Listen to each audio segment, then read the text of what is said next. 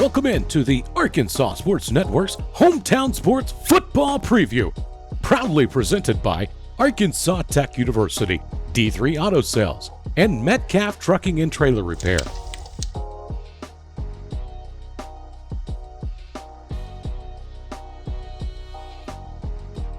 Today we're checking in with Dover head Pirate Will Cox.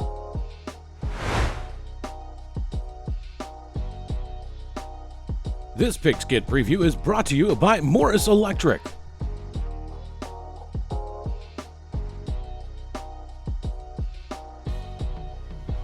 All right, we'd like to welcome in Coach Cox here with us, the Dover Pirates head coach. This is Will Cox. Been at the helm now. This is fourth year, right? This will be the fifth season. Fifth season. It's going by fast. Yeah. Coach Cox, I'm happy to be here with you today. Talk to you a little bit about Dover Pirate football. When you got here, the program was at an all-time low probably, and it was a struggle. Went through the COVID year, a bunch of coaching changes before you got here. You kind of solidified that coming back.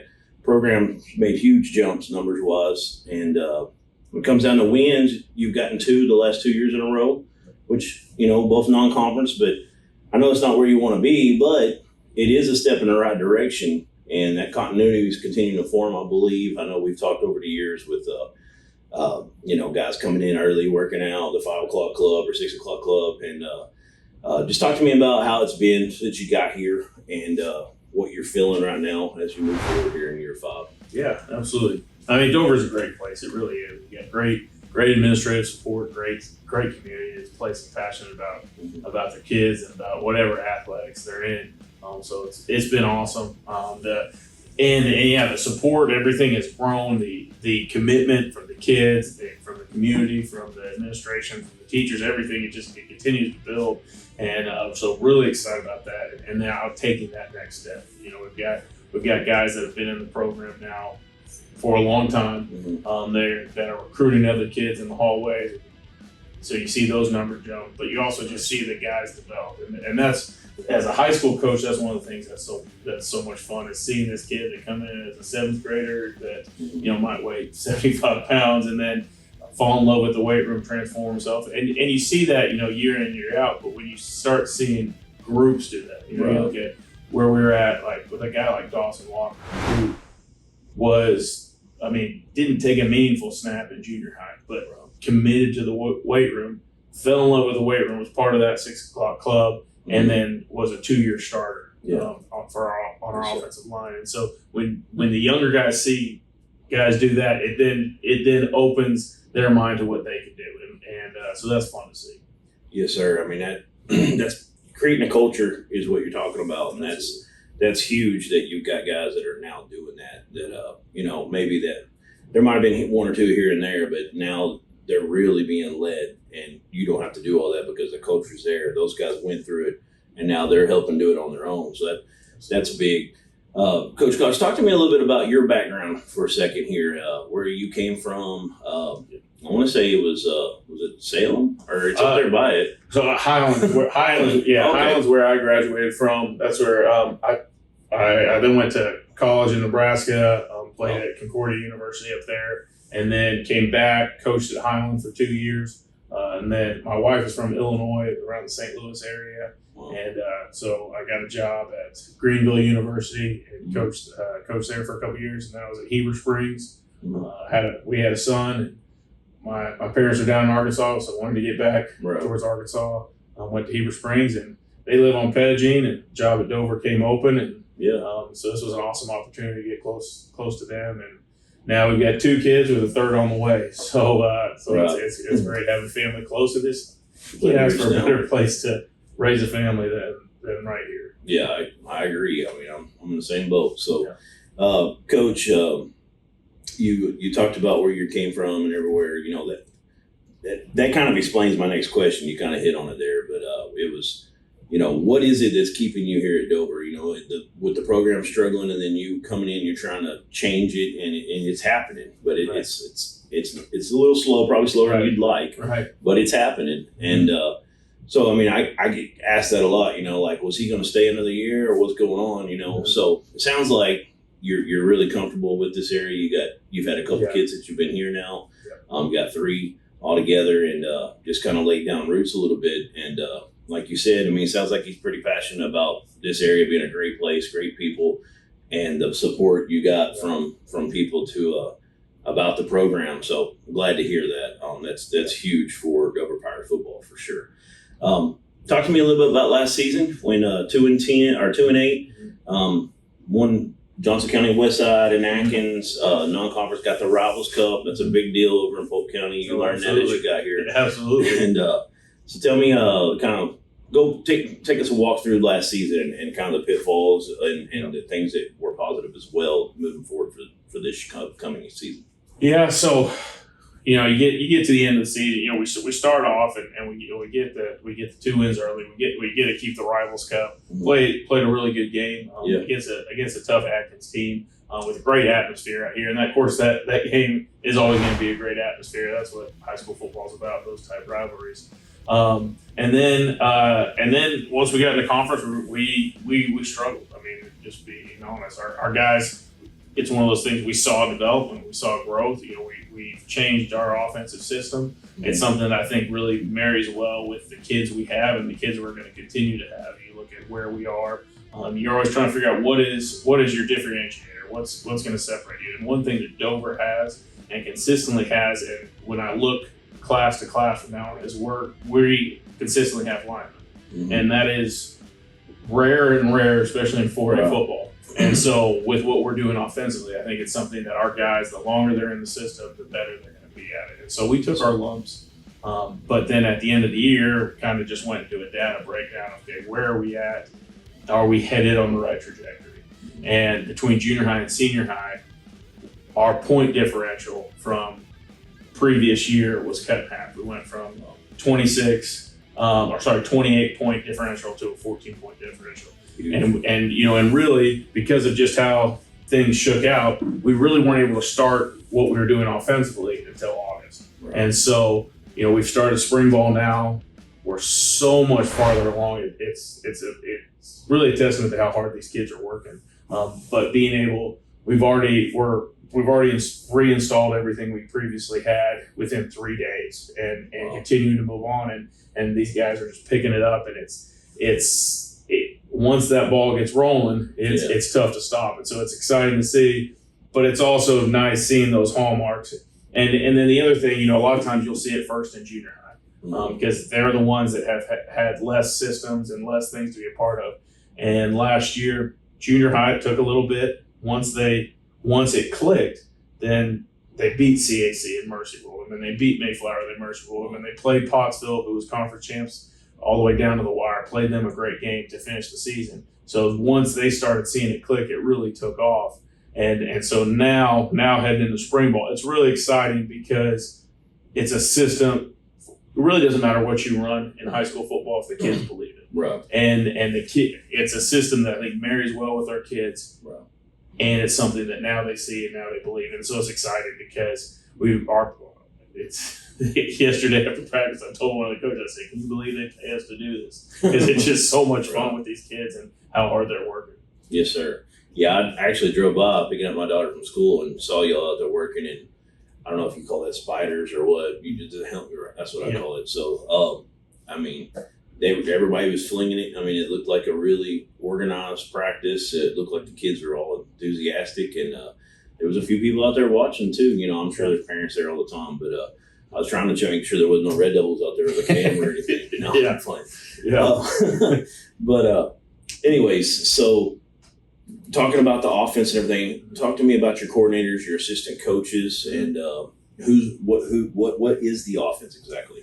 So it looks, it's wing slot is what we call it. It looks a lot like a wing T type offense. We'll just have one unattached and one tight end. But it's Coach Holland. He's our offensive coordinator. He was head coach at Lamar for a long time. He's retired and now has come back to do this, and he's been great for the program. He's been great for myself, a guy that I can really bounce ideas off of, because when he took over at Lamar, it's very similar to kind of the situation that we were in here at Dover. So kind of the pitfalls to avoid, and then also that stay the course. We're on the right trajectory, doing all that. We've also got Coach Southard. He's been here. He got here the year before I got here. He's our junior high head coach. He's a guy that I lean heavy on defense. He does a whole lot for our defense. He's not senior high defensive coordinator. I call that, but it's not because he's not capable of. He's definitely capable of. He just runs our junior high. Yeah. So that'd be a huge ask. Right, that'd be a huge ask to have him. Right, be senior high coordinator and junior high head coach. But he's definitely capable of. He's a great coach. He's a great hand to have. Coach Stang, he's a guy that from Dover originally. He's coached several schools in the River Valley. Great experience at both programs that are where we're wanting to go and programs that are where we've been. And so he's another one that brings a ton of experience, hard worker, great guy. We got Coach Ottinger. He's another Dover guy. He's been here. He was here a year before Coach Southard, so he's been here too long, but 2 years longer than I have. Just a hard worker, guy that helps out any which way he can. A baseball, football guy. Oh, yeah. And then Coach Thompson, and this will be his third season here. He went to a school we don't need to mention for high school, but he's done a great job, and he's a track guy as well with Coach Southard. Track has really been impressive. Yeah, Coach Southard, and that's the other thing. Coach Southard's our head track coach, and he's done an incredible job with that. Right, like you said, his plate's full for sure. Yeah, absolutely. Yeah, those names, I'm from here for those that don't know, but so I mean, like Corey, my nephew played ball with him, but all these names like Sutherland and Ottinger, like they all just their parents play with either my older brother or people like that. It's fun to see that generations going. Some great names there, some great football minds. The wing slut and Coach Holland, I mean, that's really interesting to me how that's coming about, and it's really been fun to hear what you're saying about how it only took 3 days to kind of get to where what took all month last year, or all really probably took half the season at that point to get it. Yeah. And so now you can just go off of that and keep adding wrinkles. So that is huge. Last year, talk to me about your all conference players. Yeah, so last year we had Drew Masters and Ed Flores. They were both all conference.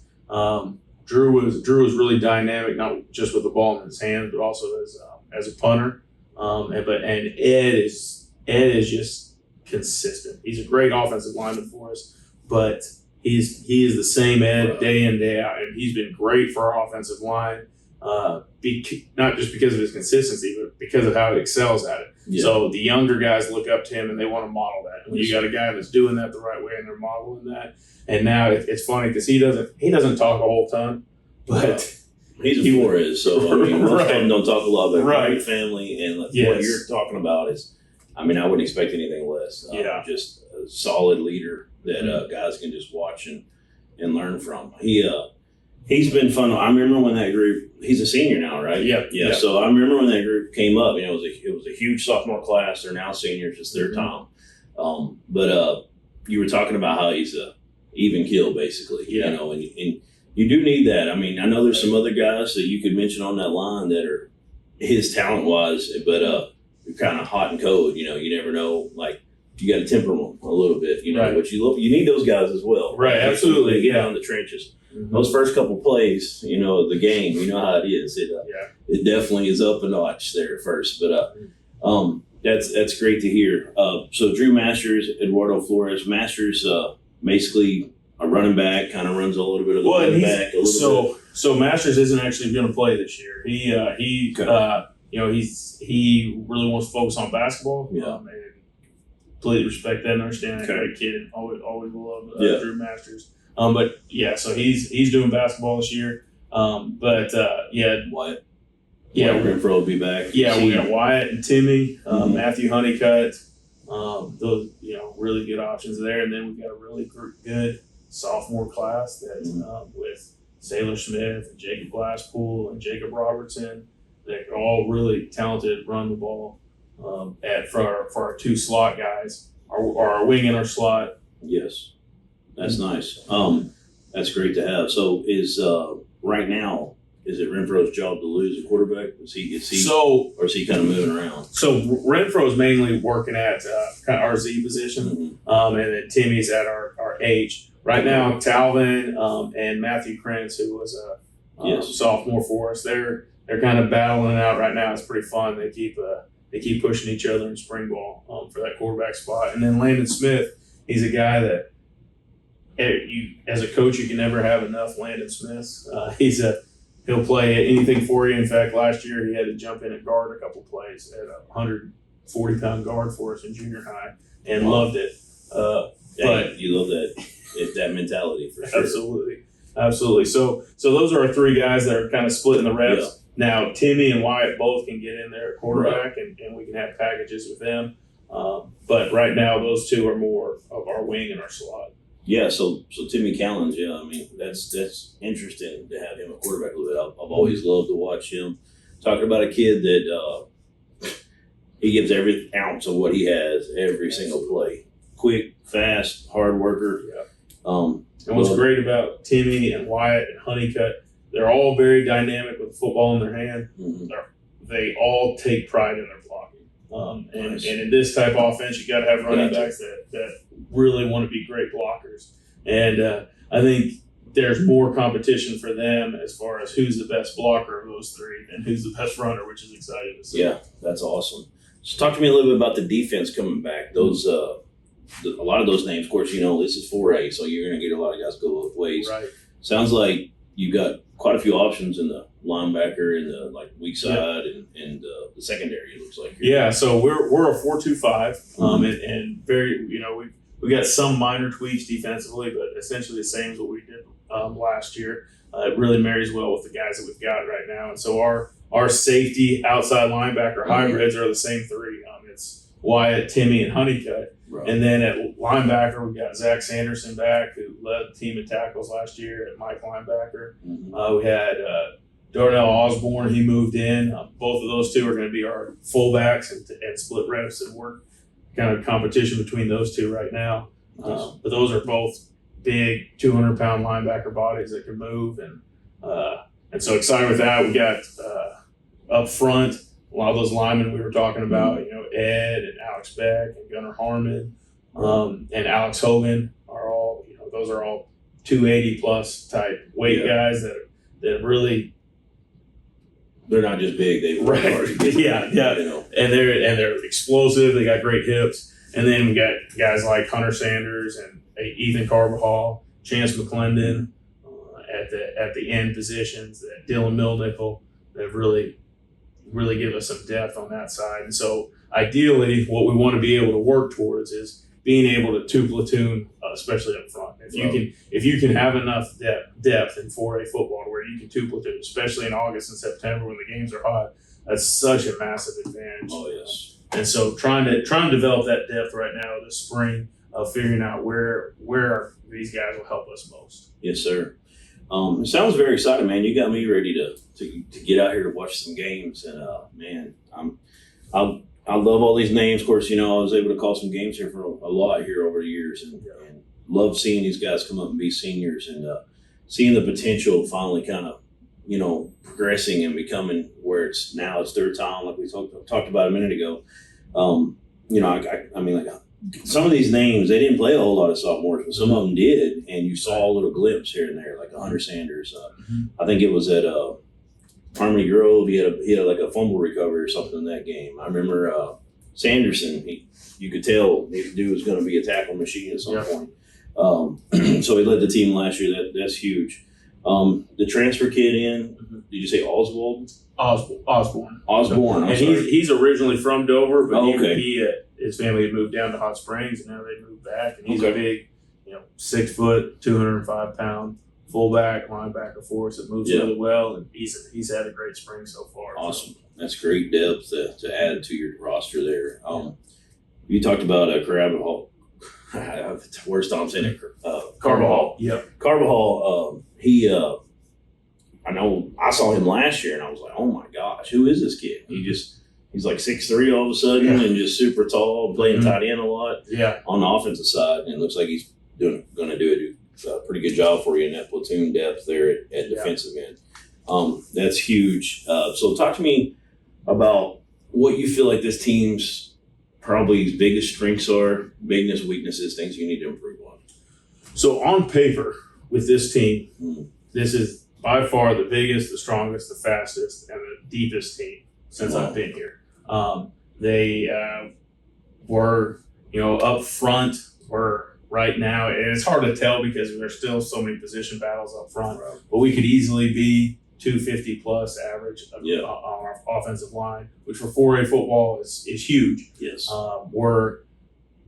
We are at least too deep at every running back position to where it's not, so often like you hear coaches say, we've got two quarterbacks. A lot of times if you've got two quarterbacks, you don't have a quarterback. Right. But we're too deep at our running backs to where I feel like either one, which allows us, because like those three I mentioned with Wyatt, Timmy, and Honeycutt, they're gonna have to play every snap defensively.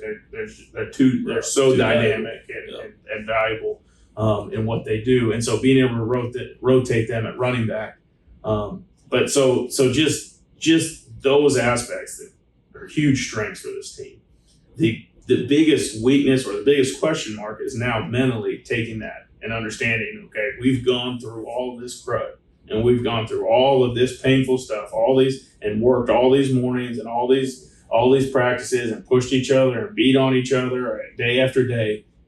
Now we have to take the next step. And so now it's going from I hope to win to I expect to win. Right. I expect to be the team that other teams don't want to play. And that's the big next step in the process. And so I don't know if it's as much of a weakness as it is a question mark of. Right. Now, part of that is you build your confidence in practice competing against each other, but you also build your confidence in the weight room. They've done a great job with that. You build your culture in the weight room, and they've done a great job with that. We had a big team night last Friday night where we stayed up here late. They went through their goals and what they pledged to do for their team. They pushed each other. We even had a Madden tournament, and just had a team bonding night that went really well. And so continuing that type stuff, I think is going to be critical for this team to finish to where they say they match their potential. Not, man, what could they have done, but look what they did do. Right. Yes, sir. You talked a little bit earlier about when you look at each class all the way down through, one thing you see is offensive line or lineman, offensive, defensive line. I know we've had this conversation in the past, but like that was something that, when you got here, Dover was at an all-time low, a bad losing streak at that point. And when I know you shared the numbers with me, but I was already seeing them some, but not individual like bench press and squat and all that, but just the overall depth I was shocked at. But when you shared the numbers with me, the thing I've always told people that when I'm trying to talk to them about my hometown in Dover and kind of what we are is, yeah, we've got some guys at times that'll come in and be some skill guys that'll be special, but we always were one of the strongest teams that you would play in our conference. I mean, and in the state really for whatever class we were in at the time. Back in my day it was 2A. So, and then when I was seeing those numbers, I was just like, man, this blows my mind, because something Dover always has is some strong kids, and O-line and D-line are usually one of your focal points. So my brother graduated the class of 87, and that was one of the biggest lines I ever played at Dover. I think they were close to 300, which was insane for back then. Absolutely. Well, they had one guy that was 350, which put it up. My brother was probably about 280, and I don't know what the average was, but I know it was 275 plus. Right. And which was giant. But even through my days, and then other relatives I've had, I've been watching the program all the years, for the most part. So that's something that Dover definitely should never not have. And that was one of the first things that I felt like you got changed quickly. You created that culture you talked about in the weight room, and it's been huge. I know we talked about it before, you got parents that come in here and kind of back the program, help you out with protein and all those types of things. You had kids drinking cereal or eating cereal for dinner, right? Or supper. So that's huge. And I love what you said about, I don't know if this is a weakness, but because of the recent tradition, it is time to win. Right. So that kind of piggybacks into my last question, but you kind of answered in a way, but it was Dover will be successful next year if they do what? if they believe. If they believe. I mean, that, like, honestly, that's as simple as it is. And these guys, we got 40 guys in there believing that we're coming out of this victorious. We're going to be. But yeah, I mean, because now obviously we still have a lot of work to go. But as staff meeting after practice the other day, I said, guys, the ingredients are there. We got to make sure we bake the cake right. Because the ingredients are there. Yeah. And that's going to be the key, is believing. I think you're right, and that's probably every coach that's turning a program around. That's probably been the biggest question point they had at some point, that either it happened or they didn't. That helped them get over turn the leaf over and completely, take it to another level. Right. And so I love the interview, man. I love everything you've said. I'm excited. I'm drinking the Kool-Aid a little bit, man. Sounds good. I appreciate it. I can't wait to watch it, but it's fun to hear that you got guys that are wanting to lead without y'all having to make them be leaders. Right. You've created it through the culture over the seasons, and it does sound like the ingredients are there. So I'm as a fan myself, I'm really hoping y'all find that right Absolutely. recipe and get them molded into a team that takes that next step, starts getting some conference wins to go with everything else that's been happening the last couple seasons. Absolutely. Well, everybody, it's Coach Will Cox, head coach of the Dover Pirates. Season 5 coming up. We are excited here at Dover. And that's all we got. We appreciate it. Go Pirates.